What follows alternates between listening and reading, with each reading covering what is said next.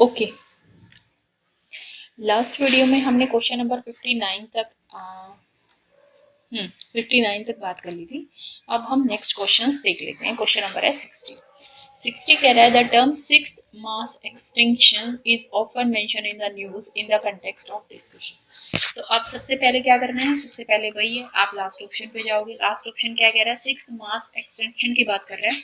B option कह रहा है mankind's over exploitation and misuse of natural resources, fragmentation, loss of natural habitat, destruction of ecosystem, pollution and global climate change. That means ये statement correct है, क्योंकि आज के time पे क्यों दिक्कतें आ रही हैं, क्योंकि हम ओवर एक्सप्लॉइट कर रहे हैं, मिसयूज कर रहे हैं। ठीक है, फोल्ड पे रख लेते हैं।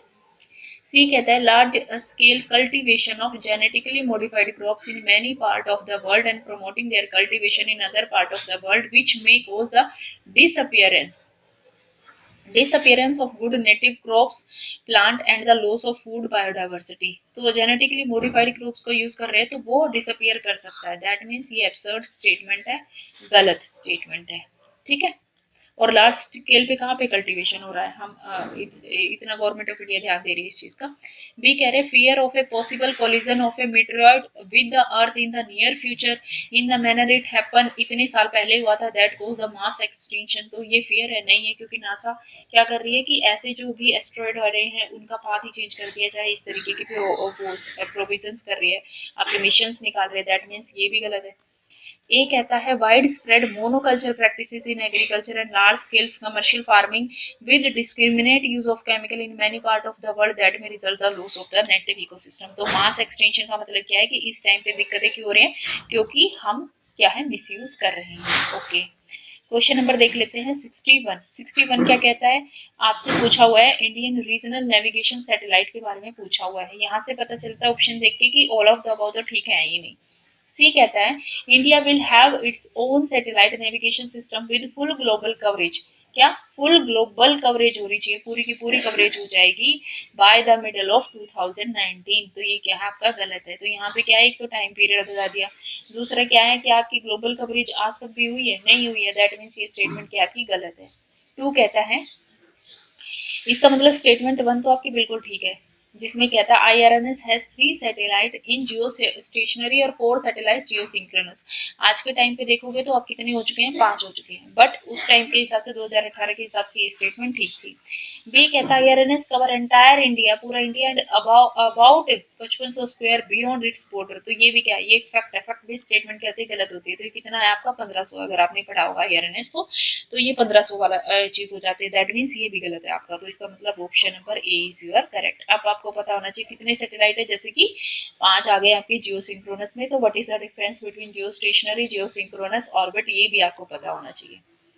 क्वेश्चन नंबर है 62। 62 क्या कहता है, consider the following phenomena which of the above prediction बता रखा है कि कौन सी प्रेडिक्शन है अल्बर्ट आइंस्टाइन की जनरल थ्योरी ऑफ रिलेटिविटी से, जो ऑफन डिस्कस रहते हैं मीडिया में। उस टाइम पे न्यूज में होगी, नहीं पता तभी देख लेते हैं कैसे करते हैं। पहला, light is affected by gravity, हर चीज ग्रेविटी से अफेक्ट हो रही है तो लाइट क्यों नहीं होगी, that means one is correct. दूसरा, यूनिवर्स इज कॉन्स्टेंटली एक्सपेंडिंग, ये हम हर जगह पढ़ रहे हैं कि हम यूनिवर्स बढ़ता जा रहा है, दैट मीन्स ये भी ठीक है। Matter grasps its surrounding space type, तो ये भी ठीक है। इसका मतलब है all of the above are correct. General statement है, ठीक स्टेटमेंट है, चाहे आपने पढ़ी है चाहे ना पढ़ी है।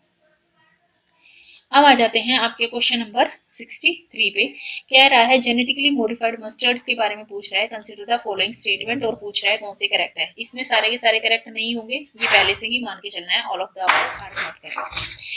सी कहता है general mustard crop have developed jointly by IARI यानी Indian agriculture research institute and Punjab agriculture. तो पता है जब भी ऑर्गेनाइजेशंस की बात आ रही है, जब भी डिपार्टमेंट्स की बात आ रही है, जब भी दो ऑर्गेनाइजेशंस के बीच में एक कोलैबोरेशन की बात आ रही है, तो वहां पे गलत होने के चांसेस होते हैं। ठीक है, तो ये आपकी क्या होगी, गलत हो गई। सी गलत, सी गलत, सी गलत। आपका आंसर क्या आ गया, बी। ठीक है, क्योंकि ये दिल्ली यूनिवर्सिटी से है। आज मतलब वो पता है आपको एग्जाम के बाद, लेकिन एग्जाम टाइम पे नहीं पता होता ये चीज। तो उस टाइम पे हमको याद रखना है कि जो ऑर्गेनाइजेशन या उनसे रिलेटेड जितनी भी कोलैबोरेशन से रिलेटेड जो चीजें आती है, तो उसके गलत होने की पॉसिबिलिटीज ज्यादा होती है। दूसरा कह रहा है, अब पता है जनरल मस्टर्ड क्रॉप्स में एक जीन है जो कि क्रॉस पोलिनेशन को अलाउ करते हैं, हाइब्रिडाइजेशन को अलाउ करते होंगे। ओके जी। फिर एक से पहली स्टेटमेंट है general mustard crop has the gene of the soil bacterium that give the plant the property of paste resistance for a wide variety of gene. इसमें एक नहीं होता, इसमें 3 होते हैं, इसलिए ये भी क्या है आपका गलत स्टेटमेंट है। B option is your correct. 65 के बारे में कह रहा है, कार्बन फर्टिलाइजेशन के बारे में बात कर रहा है। कार्बन फर्टिलाइजेशन क्या है? डी से चले जाओ। Adaptation of all living being adopt कर ले on the earth to climate change. क्या आपको लगता है कि अगर मान लो इसको सिर्फ इतना लगा के चलो, अगर आपकी फैमिली में कोई रूल, नया रूल इंट्रोड्यूस होता है, तो क्या आपको लगता है कि सभी उससे अडेप्ट कर लेते हैं? हर किसी के लिए अच्छा, किसी के लिए बुरा हो सकता है। तो आप ऐसे अर्थ पे कैसे बात कर रहे हो कि ऐसे हो जाएगा? तो ये तो बिल्कुल ही एब्सर्ड है, गलत है। सी क्या था? इंक्रीज्ड एसिडिटी ऑफ ओशियंस की बढ़ जाए as a result of increase concentration of carbon dioxide in the atmosphere में बढ़ने से एसिडिटी, ओशियंस की एसिडिटी बढ़ जाएगी। क्या ये फर्टिलाइजेशन है? फर्टिलाइजेशन को सिर्फ एक, अगर कुछ भी नहीं पता तो इस चीज को देखो कि फर्टिलाइजेशन का मतलब क्या होता है। फर्टिलाइजेशन क्यों इस्तेमाल किया जाता है? ताकि प्रोडक्शन बढ़े, प्रोडक्टिविटी बढ़े। यहाँ बोल रहा है एसिडिटी बढ़ गई, एसिडिटी बढ़ गई, दैट मीन्स वो प्रोडक्शन को कम कर देगा, वहाँ की जो एनवायरमेंट है, नेचुरल एनवायरमेंट है, उसको हार्म करेगा। दैट मीन्स ये भी गलत हो गया। बी कहता है इंक्रीज टेम्परेचर बढ़ जाए अर्थ का due to increase concentration of carbon dioxide. इसको आप कार्बन फर्टिलाइजेशन की बात नहीं करते। आपने जहाँ पे भी देखा होगा टेम्परेचर, जब आप हीट विजिट पढ़ते हो, जब आपने देखा होगा तो वहां पे हम बात करते हैं कि जब टेम्परेचर बढ़ता है तो उसी को आप ग्रीन हाउस गैसेस या की वहीं पे आप ग्रीन हाउस गैसेस की बात करते हो, वहीं पे आप बात करते हो कि टेम्परेचर अर्थ का बढ़ रहा है, लेकिन इस प्रोसेस को कार्बन फर्टिलाइजेशन थोड़ी कहते हैं। ठीक है, ये तो आपकी नेचुरल जनरल हीट बजट की जो प्रोसेस है उससे एकदम उल्टा, ये भी गलत है। इंक्रीज प्लांट ग्रोथ हो रही है ड्यू टू इंक्रीज कंसंट्रेशन, तो ऑब्वियस सी बात है फर्टिलाइजेशन ग्रोथ की बात करेगा। That means option number A is your correct. तो आपको कुछ नहीं आता तो इस तरीके के जो क्वेश्चंस होते हैं उसमें जस्ट हर वर्ड का मीनिंग निकालने की कोशिश करो और देखो कि वो मीनिंग आपकी स्टेटमेंट में कहाँ से कनेक्ट हो रहा है। क्वेश्चन नंबर है अब आपका 64। 64 में देखो क्या है, इस तरीके के ऑप्शन है, तीनों मैच होने की पॉसिबिलिटी बहुत रेयर होती है, गलत कर दो। क्रिस्पर केस 9, किसी को कुछ भी नहीं पता है तो सबको पता होगा क्रिस्पर केस 9 आपका पार्टिकल फिजिक्स से रिलेटेड नहीं होता, ये डीएनए की कटिंग करने के लिए इस्तेमाल होता है। तो ऑप्शन नंबर 3 गया, 3 गया, 3 गया, आगे आपका बी यानी कि ब्लॉकचेन टेक्नोलॉजी क्रिप्टोकरेंसी से। अब बेले 2 एक्सपेरिमेंट की बात कर रहे हैं, यहाँ आर्टिफिशियल इंटेलिजेंस की बात कर रहे हैं। अगर देखो तो ध्यान देंगे इस बात पे, वैसे 1 और 2 तो ऑप्शन में है ही नहीं, तो हम सीधे ऑप्शन में पहुंच जाते हैं, बट आज के टाइम पे भी अगर ये आ जाता है, एक्सपेरिमेंट आप इसलिए करते हो ताकि आप डाटा कलेक्ट कर सको, तो ये डाटा से रिलेटेड चीजें होती है, आर्टिफिशियल इंटेलिजेंस नहीं आएगा इसका आंसर। अब बात कर रहा है 66 की, जब भी कोई अलार्म बजता है इतना एटमॉस्फेयर में ऐसा होता है वैसा होता है, वो सब ऑटोमेटिकली चीजें ऐसी हो जाती हैं in the context of emerging communication technology. तो ये कौन सा अप्लाई होता है? तो ये सारा काम होता है इंटरनेट ऑफ थिंग्स का। ठीक है, अब आपको पता होना चाहिए ये चीजें, ये बहुत बड़ा क्वेश्चन है, क्वेश्चन आप खुद पढ़ लेना। सॉरी, हाँ, क्वेश्चन नंबर है 67। 67 क्या कहता है? With reference to solar power production की बात कर रखी है इंडिया में, और इसमें बताया गया है दो आपसे स्टेटमेंट दे रखी है, कौन सी स्टेटमेंट करेक्ट है, कौन सी स्टेटमेंट आपकी करेक्ट नहीं है। पहली कह रहा है India is the third largest in the world in manufacturing of silicon wafers in photo voltaic unit. अगर हम तीसरे लार्जेस्ट होते हैं, हमें मंगाने की जरूरत क्यों पड़ती, इतना इंपोर्ट क्यों पड़ती है? और यहाँ पे भी पोजीशन है, पोजीशन आपको डिसाइड कर दिया, स्टैटिक स्टेटमेंट है, गलत हो जाएगा। The solar power tariffs determine होते हैं सोलर एनर्जी कॉर्पोरेशन, वही है ऑर्गेनाइजेशन, ऑर्गेनाइजेशन से रिलेटेड चीजें क्या होती है? गलत होती है। दैट मीन्स दोनों गलत हो गई, neither one neither two is the answer. Question number 70 कहता है who among the following were the founder of. अब यहाँ पे पता होना चाहिए, अब याद कर ले, अब देख लेना कि कौन सी पोजीशन हमारे यहाँ पे है और कौन इसके टैरिफ को डिसाइड करता है। और साथ ही साथ solar energy corporation of India अगर इन्होंने यहाँ पे दिया, दैट मीन्स सम टाइम आने वाले दिनों में अगर ये ऑर्गेनाइजेशन बहुत न्यूज में आए तो इससे रिलेटेड क्वेश्चन भी पूछ लेंगे, इसका हेडक्वार्टर कहाँ पे है, किसके अंतर्गत ये आता है और क्या इसका बेसिक काम होता है, ये भी चेक करना आपका काम है। क्वेश्चन नंबर 70 कह रहा है हिंद मजदूर सभा एस्टेब्लिश हुई 1948 में, तो उस टाइम पे आपके फाउंडर कौन थे? तो मतलब मुझे इसका आंसर नहीं पता था, लेकिन आज पता है कि इसका आंसर अशोक मेहता, रामानुजन और जी मेहता। अगर मेरे सामने उस टाइम पे आता तो मैं बेसिकली इसको छोड़ देती, नहीं छोड़ती तो दो में पहुंच जाती। दो में क्यों पहुंच जाती? दो में इसलिए पहुंच जाती कि एक है केसी जॉर्ज और यहाँ पे है हिंद मजदूर सभा से। मजदूर सभा से जॉर्ज वगैरह लोगों का थोड़ा लेना देना कम होता है, मतलब जैसे मैंने एलिमिनेट किया था वैसे बता सकती हूँ। और दूसरे में दिया हुआ है आपका रॉय। ठीक है, तो इसलिए आपके सी और डी ऑप्शन में आ जाते हैं, और जब सी और डी ऑप्शन में एक चुनना होता है तो मैं मतलब मोस्टली डी ऑप्शन पे जाती हूँ, चूज करती हूँ, इसलिए बाकी इसका क्या है, ये फैक्ट बेस्ड स्टेटमेंट है। ठीक है, क्वेश्चन नंबर है 71। स्थानकवासी किससे रिलेटेड है, तो ये सबको पता होना चाहिए, जो बुद्धिज्म जैनिज्म पढ़ रहा है स्थानकवासी उसी से रिलेटेड है। और दूसरा, अगर आप बिल्कुल नहीं पता तो 50-50 में कैसे पहुंचेंगे कि यूपीएससी के लिए वैष्णविज्म शैविज्म से ज्यादा इंपॉर्टेंट टॉपिक है बुद्धिज्म और जैनिज्म, क्योंकि यूपीएससी बुद्धिज्म जैनिज्म से रिलेटेड टॉपिक पूछता है।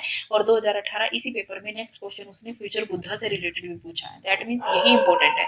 तो इन दोनों में से आपका चुना जाएगा, ए और बी में से ही आप चुनते हो 50-50 में, ठीक है। बट ये स्टैटिक है, अगर आप पढ़ रहे हो बुद्धिज्म जैनिज्म तो स्थानकवासी आपने बिल्कुल पढ़ा होगा। क्वेश्चन नंबर है 68, पूछ रहा है कौन सी ऐसी स्टेपल कमोडिटी है जो आप एक्सपोर्ट कर रही थी, आपकी ईस्ट इंडिया कंपनी कर रही थी, कहाँ से, बंगाल से कर रही थी, और 18th सेंचुरी के मिडल में कर रही थी, यानी 1750 के अराउंड की बात कर रहा है ये उस टाइम पे, ठीक है। तो कौन सी कर रही थी आपकी, तो ऑयल सीड बंगाल में ऑयल सीड का कोई मतलब ही नहीं बनता था। जिंक लेड इसका कोई सीन नहीं है। गोल्ड वगैरह का नहीं, तो क्या था, कॉटन सिल्क साल्टपेरे, जिसको कि आप वो बोलते हो हिंदी में शोरा, तो ये होता था हमारे पास, ठीक है। ओके जी, अब आ जाता है आपका क्वेश्चन नंबर 69। क्वेश्चन नंबर 69 क्या कहता है, which of the following is a significant aspect of Champaran Satyagraha के वो क्या थे। अब यहाँ पे आपका काम है चंपारण सत्याग्रह हुआ कब था ये पता होना चाहिए, और जो जितने भी आपके हुए थे चंपारण सत्याग्रह में किसने पार्टिसिपेट किया था, फिर जो आपके सरदार वल्लभ भाई पटेल जी थे उन्होंने किसको किया था, गांधी जी ने किसको किया था, क्या डिमांड थी, क्या एक्सेप्ट किए गए, ये सारी चीजें पता होनी चाहिए। देखो डी कहता है drastic decrease in the cultivation of plantation crop. Drastically decrease कभी भी कुछ नहीं होता, जो चीजें होती है सब धीरे धीरे होता है, ठीक है। दैट मीन्स ड्रास्टिक वर्ड यहाँ पे है तो गलत है। सी कह रहा है ज्वाइनिंग ऑफ पीजेंट ने ज्वाइन करा था rest to the Indian national movement, तो ये तो ठीक है, ओके करा होगा, मतलब उस टाइम पे अगर आप चंपारण में कौन थे, किसान ही तो थे, तो किसान ही फिर आपकी नेशनल मूवमेंट से भी जुड़ेंगे जब अगर आप उनको सपोर्ट कर रहे हो, that means it is a general statement, ठीक था ये। बी कहता है एक्टिव इन्वॉल्वमेंट हुई थी दलित और ट्राइबल कम्युनिटीज की, तो चंपारण में ट्राइबल्स का कोई रिलेटेड मैटर था ही नहीं उस टाइम पे, तो इसकी कौन सी इन्वॉल्वमेंट हो जाएगी, गलत है। ए कह रहा है एक्टिव ऑल इंडिया पार्टिसिपेशन हुआ था लोअर्स का, स्टूडेंट को, वुमेन का इन द नेशनल मूवमेंट, ये इसमें नहीं हुआ था, 1905 के सत्याग्रह आंदोलन में हुआ था, दैट मीन्स ये भी गलत है। तो आपका option number C is your correct answer. अब ये कौन से सत्याग्रह कब हुए, चंपारण कब हुआ था, खेड़ा वाला कब हुआ था, ये सब कुछ कौन पहले आया कौन बाद में, ये भी बताना चाहिए, क्योंकि सीक्वेंस के क्वेश्चन भी आपसे पूछे जाते हैं। क्वेश्चन नंबर है 72, कल्चरल हिस्ट्री से रिलेटेड है इंडिया की, कहे बोल रहे हैं व्हाइट मार्बल यूज हो रहा है मेकिंग बुलंद दरवाजा एंड खानका एट फतेहपुर सीकरी और रेड सैंडस्टोन। जब मैंने इस क्वेश्चन पेपर को अटेंड करने की कोशिश की थी, मैंने इसको कैसे किया था कि मुझे लगा था कि यहाँ भी यूपीएससी व्हाइट मार्बल यहाँ भी सैंडस्टोन के बारे में बात कर रहा है, तो ऐसी पॉसिबिलिटी है कि यूपीएससी दोनों को चेंज कर दे, क्योंकि मुझे इतना तो पता था कि जो फतेहपुर सीकरी का बुलंद दरवाजा है वो रेड कलर का होता है, तो वहाँ पे व्हाइट मार्बल का यूज नहीं होता, लेकिन ये खानका का मुझे बिल्कुल आइडिया नहीं था कि क्या है क्या नहीं है, ठीक है। इसलिए मुझे लगा कि मे भी हो सकता है कि रेड सैंडस्टोन जिसका इस्तेमाल फतेहपुर सीकरी में हुआ है तो व्हाइट का यहाँ पे हुआ होगा, लेकिन जब बाद में बात करते हैं तो ध्यान देते हैं कि जो बुलंद दरवाजा बना है वो बेशक से आपका रेड कलर का बना है, बट उसमें जो कार्विंग्स होती है वो व्हाइट मार्बल्स की ही की जाती हैं, व्हाइट कार्विंग्स होती हैं, वो भी याद रखना है आपको, ठीक है। तो ये स्टेटमेंट इसलिए गलत हो जाती है क्योंकि रेड सैंडस्टोन का इस्तेमाल किया गया। अच्छा, जो बारह इमाम बारह और रूमी दरवाजा आपका लखनऊ में आता है, वहां पे ना आपका ब्रिक्स का इस्तेमाल किया गया है, वहां पे सैंडस्टोन का इस्तेमाल ही नहीं किया गया है, ये स्टेटमेंट इसलिए गलत है। ये रियल रीजन है यहाँ पे कि इंटरलॉकिंग ऑफ ब्रिक्स का इस्तेमाल किया गया है, इंटरलॉक करके यूज किया गया उनको, तो यहाँ पे सैंडस्टोन का इस्तेमाल नहीं हुआ। लेकिन जब मैंने फर्स्ट टाइम इस क्वेश्चन को ट्राई किया था टू अटेम्प्ट, तो मेरे को यही लगा था कि ऊपर भी व्हाइट मार्बल है नीचे भी रेड सैंडस्टोन है, तो मतलब ये है कि जब आप क्वेश्चन पेपर अटेम्प्ट करोगे, जब आप क्वेश्चन कर रहे हो तो उस टाइम पे आपका फोकस होना चाहिए कितने क्वेश्चन आपके ठीक हो जाएंगे, वही आपके क्वेश्चन निकालेंगे। वहां पे यूपीएससी वाले आपसे ये नहीं पूछेंगे आपने किस थॉट प्रोसेस से किया, अगर आपका क्वेश्चन ठीक हो रहा है तो कोई बात नहीं, वेल एंड गुड है, आपकी थॉट प्रोसेस काम कर रही है, दैट मीन्स वो ठीक है, ठीक। लेकिन उसके बाद जब आप एनालाइज कर रहे हो तब आप देखो कि रियल रीजन क्या है, तो रियल रीजन यही है, फतेहपुर सीकरी का जो दरवाजा है वो रेड कलर का है, ठीक है, बुलंद दरवाजा, लेकिन उसमें कार्विंग फिर भी व्हाइट कलर की है, तो ये भी आपको पता होना चाहिए वहां पे, ठीक है। और जो आपके 12, और दूसरा आपको पता होना चाहिए फतेहपुर सीकरी बनवाया किसने था, अकबर ने बनवाया था, किस विजय पे बनवाया था अकबर ने, कब बनवाया था, ये भी पता होना चाहिए। 12 इमामबाड़ा किसने बनवाया था, रूमी दरवाजा किसने बनवाया था, और इसमें बेसिकली ब्रिक्स का इस्तेमाल किया है। ओके, आई होप कि आपको समझ आ रहा होगा। क्वेश्चन नंबर है 73 कह रहा है which of the foreign traveller celebrity discuss about the diamond mines के बारे में। अब इस क्वेश्चन का भी मुझे कोई आइडिया नहीं था, दैट मीन्स अगर नहीं आता तो इस तरीके के क्वेश्चंस ऐसे होते हैं जिसको आपको छोड़ना चाहिए, क्योंकि वहां पे आपको सिर्फ ये नहीं पता होना चाहिए कौन से क्वेश्चन अटेम्प्ट करने हैं, ये क्वेश्चन भी होने, ये भी पता होना चाहिए क्वेश्चन कौन से क्वेश्चन छोड़ने हैं। बट अगर मतलब जब, क्योंकि आपको ट्रिक्स और टिप्स निकालनी है ना, जिस तरीके के आपके क्वेश्चन पेपर आने लगे हैं तो हर चीज जो भी आप यूज कर सकते हो उसको यूज करना है। तो मेरे को सिर्फ इतना पता था कि क्या होता है, ट्रेवलर्स यानी ट्रेवल से रिलेटेड है ये। तो इसका मतलब कई बार वो चीज हो जाती है कि आपके दो ऑप्शन बी और डी ऑप्शन सेम है बड़े बड़े, और ये दोनों छोटे ऑप्शन है, तो बी और डी में से ही आंसर होगा। और अगर आपने 2018 की ये सीरीज देखी है, आपने इसमें नोट डाउन किया होगा, जब भी ऐसे क्वेश्चन आते हैं तो आपका जो आंसर होता है वो आंसर निकल के आता है मोस्टली बी। तो अगर तुक्का लगाना है तो फिर उसी पे जाओगे जब जब आपका कुछ भी नहीं हो रहा, आपको लग रहा है कि मेरे मार्क्स नहीं बन रहे, मतलब पेपर होने की पॉसिबिलिटी कम है, तो वहां पे लगाओ तुक्का, और वो आपसे आपका डिसाइड होगा उस तरीके से। क्योंकि आपने देखोगे तो अगर मैं आपको बताऊं, कहाँ गया क्वेश्चन, देखो यहाँ भी आपका आंसर नंबर आता है बी, यहाँ भी आपका आंसर नंबर आता है बी, ऊपर से यहाँ भी आपका आंसर नंबर आता है बी, जब इस तरीके के आप चूज कर रहे हो, ठीक है, जिसको आपको आइडिया नहीं है उस तरीके के क्वेश्चंस को, तो यहाँ भी आंसर नंबर आएगा बी। बी और डी में से अगर आपको चुनना है तो आप B चुनोगे।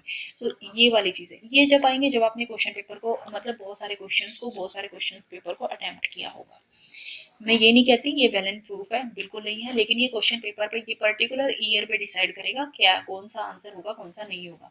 With reference to following, इसको सबको पता है, फ्यूचर बुद्धा कौन है, जो आएंगे बेहतर है। अब इनको भी इनके बारे में पता होना चाहिए, ये क्या है, ये क्या है, ये क्या है, ये पता होना चाहिए, तीनों के बारे में पता होना चाहिए, क्योंकि अगर वो आपसे ये पूछ सकता है तो इनके बारे में भी पूछ सकता है आपसे, ठीक है। और इसके बारे में तो क्वेश्चन यूपीएससी पूछ चुका है, तो ये भी आपको पता होना चाहिए। आपसे नेक्स्ट ईयर के वो क्वेश्चन भी बता रहा है कि देखो मैं यहाँ से फ्रेम करूंगा।